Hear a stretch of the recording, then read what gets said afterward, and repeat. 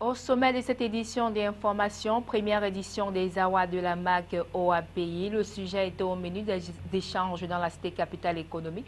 Principal objectif, primer les meilleures inventions mises en compétition par l'Organisation africaine de la propriété intellectuelle en collaboration avec le GICAM. Domaine de la presse au Cameroun, le Conseil national de la communication par le canal de son président Peter Essoka entend apporter son soutien aux journalistes à travers le prix de l'excellence du journalisme responsable. On en parle dans cette édition. Bienvenue au journal et merci de toujours faire confiance à CamNews 24. Première édition des Awards de la MAC OAPI. Le sujet était au centre d'une conférence de presse donnée conjointement le 5 septembre 2016 à Douala par l'OAPI et le GICAM. Il était question de dévoiler aux hommes et femmes de médias la liste des nominés de cette première édition. Reportage hériticheux Josué Ngonga. Grand prix, prix de la MAC locale et prix du public, ce sont les trois catégories dans lesquelles seront primées les meilleures des inventions mises en compétition par l'Organisation africaine de la propriété intellectuelle en collaboration avec le GICAM. La liste des nominés de cette première édition et les raisons de cette compétition ont été dévoilées aux médias le 5 septembre par le directeur général de l'OAPI.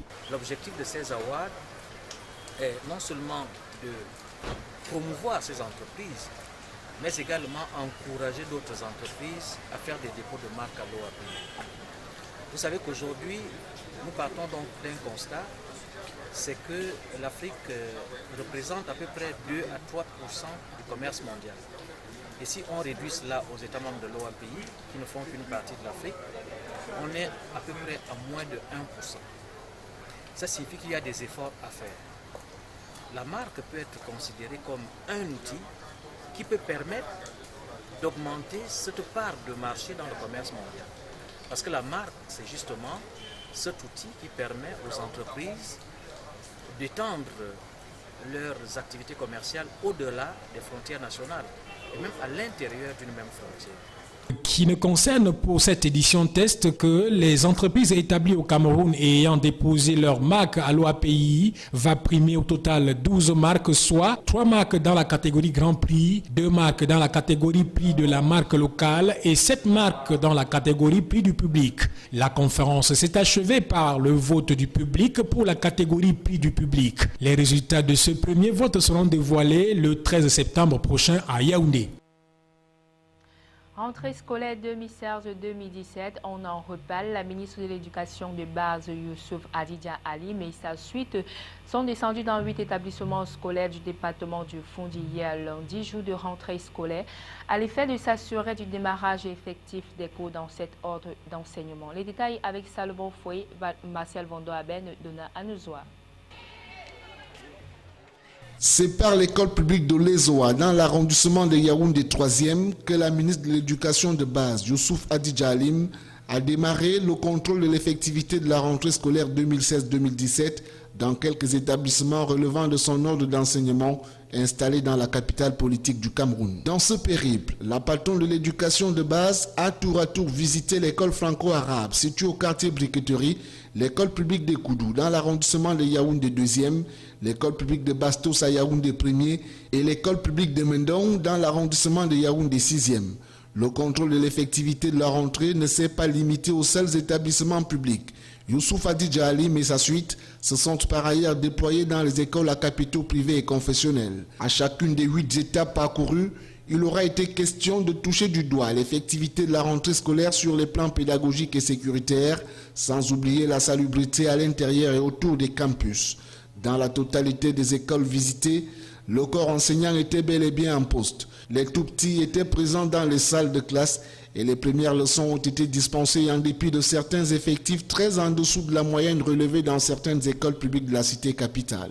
Nous sommes à la première journée de rentrée scolaire 2016-2017. Et je pense que depuis ce matin, vous avez effectué le tour avec nous. Nous avions ensemble visité différents établissements depuis ce matin. Et ce que je peux noter de façon générale, c'est que la reprise des cours est effective dans la quasi-totalité des établissements que nous avions visités. Lorsque je dis que c'est effectif, c'est que les élèves et les enseignants ont répondu n'est-ce pas, présents ce matin. Bon à savoir, des statistiques recueillies auprès de la direction de l'enseignement primaire et maternel au ministère de l'Éducation de base, il ressort qu'au cours de l'année scolaire 2016-2017, l'éducation de base entend assurer l'encadrement d'environ 5 millions de petits élèves répartis dans environ 28 000 écoles publiques et primaires. Extrême Nord, la rentrée scolaire 2016-2017 effective sur toute l'étendue de la région. Tous les établissements scolaires de la région ont tous répondu à l'appel le 5 septembre 2016. Ils sont un peu plus d'1 million d'élèves de la maternelle, du primaire et du secondaire qui ont renoué avec les salles de classe. Compte tenu de l'insécurité qui prévaut actuellement dans cette partie du pays, le dispositif sécuritaire a été renforcé à l'entrée de chaque établissement. Reportage. Ce 5 septembre 2016, malgré le climat d'insécurité qui plane dans la région, la rentrée scolaire a bel et bien démarré à l'extrême nord. L'école a repris ses droits comme l'an dernier. C'est sur haute sécurité militaire que cette rentrée scolaire a plutôt démarré ce lundi. Du primaire au secondaire en passant par les tout petits de la maternelle, on veille au cran. Le dispositif sécuritaire est renforcé par les forces de maintien de l'ordre et de sécurité. Pendant ce temps, la police scolaire et les membres des comités de vigilance des différents établissements sont à pied d'œuvre. Ceux-ci fouillent systématiquement les sacs des élèves après que ces derniers soient passés au détecteur des métaux. Les élèves, qu'ils soient nouveaux ou anciens, sont alors obligés de montrer patte blanche avant d'être admis dans l'enceinte de l'établissement. Au lycée classique de Marois, tout comme au lycée bilingue, deux grands lycées de la région, élèves et enseignants ont répondu présents et les premières leçons ont été dispensées. La rentrée donc, est effective au lycée bilingue de Marois avec donc déjà l'arrivée très massive de nos élèves parce que nous avons donc le 4/5e de nos élèves qui sont présents dans les salles de classe. Les cours donc se passent comme vous êtes en train de le voir maintenant dans n'importe quelle salle de classe que vous allez entrer, vous allez trouver qu'il y a un enseignant qui est en train donc d'entretenir les élèves. Oui, nous avons effectivement repris au lycée classique et moderne de Marois. Nous avons dès 7h20 levé les couleurs avec l'exécution de l'hymne national. Et aussitôt, nous avons reçu ce matin 2249 élèves sur les 2879 attendus sur les listes provisoires. Donc vous voyez qu'il y a eu quand même, n'est-ce pas, l'engouement, les élèves ont normalement repris. Les enseignants ont repris et tout ce monde, n'est-ce pas, est à pied d'œuvre, comme vous l'avez constaté, n'est-ce pas, ce matin. De tous les établissements mentionnés, les premières leçons ont été dispensées aux élèves avec le souci de respecter les programmes et de leur tenir dans les délais. Dans d'autres établissements, les enseignants ont procédé à la distribution de l'emploi du temps hebdomadaire et du calendrier des séquences trimestrielles aux élèves ainsi qu'à la présentation mutuelle des enseignants et des élèves. Garoua, les promoteurs des sociétés de gardiennage des 3 régions septentrionales en marche vers les nouvelles dispositions législatives et relatives à l'exercice du métier de gardiennage. En la circonstance, une mission du MINAT sur les aspects pédagogiques et didactiques des lois pour les régions septentrionales a réuni le week-end dernier les responsables des dites sociétés pour la conformité des lois les concernant afin que tout s'arrime aux règles et lois de la République. Jusqu'à Aman Bonnier, Colin Bekatal. La salle de conférence des services du gouverneur de la région du Nord a servi de cadre ce week-end à la réunion de sensibilisation des préfets et responsables des sociétés de gardiennage sur les nouvelles dispositions légales relatives à l'exercice de ce métier. L'atelier de Garoua, qui regroupait les autorités locales et les promoteurs des dites entreprises des 3 régions du Grand Nord, était selon les tests une décision de l'État dont l'objectif est d'assainir ce milieu et pour ceux qui veulent continuer dans cette affaire de se normaliser aux lois qui régissent les sociétés de gardiennage. La réforme du cadre juridique qui régit les activités privées de gardiennage, le gouvernement a décidé de la sensibilisation des différents acteurs, essentiellement les promoteurs des sociétés et entreprises privées de gardiennage, ainsi que les autorités locales, à l'arrimage des acteurs à ce nouveau cadre juridique. La réunion de Garoua était une fois encore l'occasion de rappeler aux promoteurs des sociétés de gardiennage de s'arrimer aux nouvelles lois qui régissent leur activité. Sur tout l'ensemble du territoire, seulement 9 sociétés de gardiennage ont leur agrément, 32 ont reçu un avis conforme et 34 sont en instance d'étude. De nouvelles dispositions existent qui régissent leur activité et qu'il était nécessaire pour eux aujourd'hui de se conformer à ce nouveau dispositif. Leurs dossiers leur seront retournés afin qu'ils puissent en constituer de nouveaux et les envoyer à Yaoundé afin qu'ils soient traités.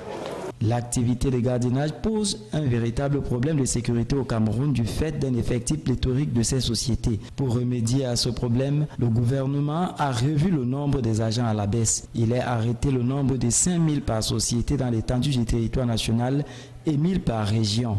La tenue doit être désormais la jaune pour toutes les sociétés et sur chaque tenue, le signe distinctif de la société de gardiennage, le nom et le matricule de l'agent.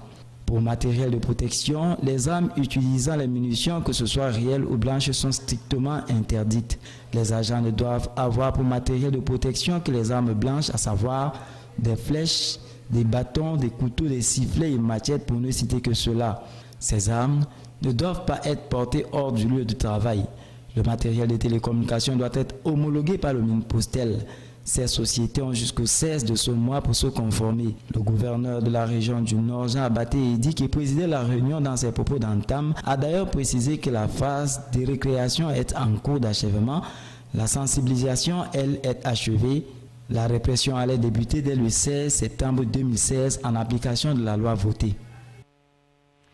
Conseil national de la communication, encourager les hommes de médias camerounais et assainir le secteur, c'est la tâche que vient de se fixer le CNC, d'où la naissance du prix de l'excellence du journalisme responsable. Dans le souci de valoriser le domaine de la presse, son président vient de donner un point de presse dans la ville de Douala. L'objectif de ce prix, initié par Peter Russoka, est perçu ici comme une reconnaissance des journalistes qui non seulement respectent l'éthique et la déontologie de la profession, mais surtout se démarquent par la qualité de leur production. Sport à présent, Ligue 1, la 33e et avant-dernière journée s'est disputée dimanche à Bamenda. L'équipe locale Young Star Académique qui recevait Bamboutos de Bouddha s'est imposée sur le score de 1-0 avec 56 points. Le club du Nord-Ouest qui est juste derrière Coton Sport de Garoua, 57 points, est au moins certain d'obtenir la 3e place, synonyme de jouer la Coupe de la CAF. Mais cette 33e journée a été marquée par la relégation de 3 clubs en Ligue 2 et le maintien du Coton du Canon sportif de Yaoundé en Ligue 1. Le point avec Michel Ateba, Frambala. Avec la contre-performance de l'Union sportive de Douala face à l'Aigle de la Ménois, 1 but partout, le boulevard était désormais ouvert pour l'équipe de Bamenda. Face donc à Bamoutos de Bouddha, déjà maintenu en Ligue 1, Young Sport Academy, qui cherche une place africaine, devait battre son adversaire du jour. Exigeant depuis que l'équipe occupe le quatuor de tête, le public bouillant de Young Sport Stadium n'est pas prêt à pardonner un autre faux pas sur sa pelouse à Bamenda. Le coach Emmanuel Doubé-Bosso avait donc obligation de résultat, lui qui a déjà commencé par essuyer les critiques d'un public parfois chauvin. Mais en face, et ce malgré son maintien en Ligue 1, les Mangwa Boys de Mbouda veulent garder un tout petit peu leur invincibilité, eux qui perdent rarement en championnat, avec le nouvel entraîneur Fernand Fagna. Il faut donc pour Young Sport Academy composer avec certaines individualités afin d'obtenir la victoire sur un score étriqué d'1-0. Une victoire qui propulse le club du feu Francis Young en Coupe de la CAF, une journée avant le terme du championnat. Une 33e journée marquée aussi par la descente en Ligue 2 de Botafogo de Douala, Panthère Sportive du Ndé et Cosmos du Mbam relégués il y a plusieurs journées. Dans le sens inverse, Futur FC de Banjoun, Stade Renard de Melon dans le Mungo et Colombe de San Minima dans le sud accèdent en Ligue 1 en attendant les différentes homologations.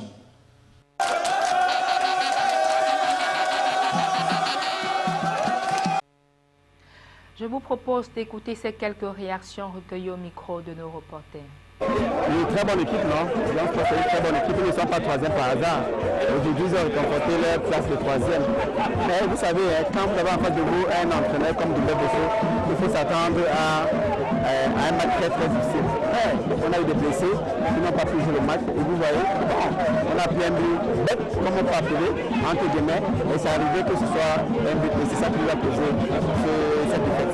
Tout à fait normal qu'ils nous dominent, c'était chez eux. Ils nous ont imposé la loi de domicile, c'est tout à fait normal.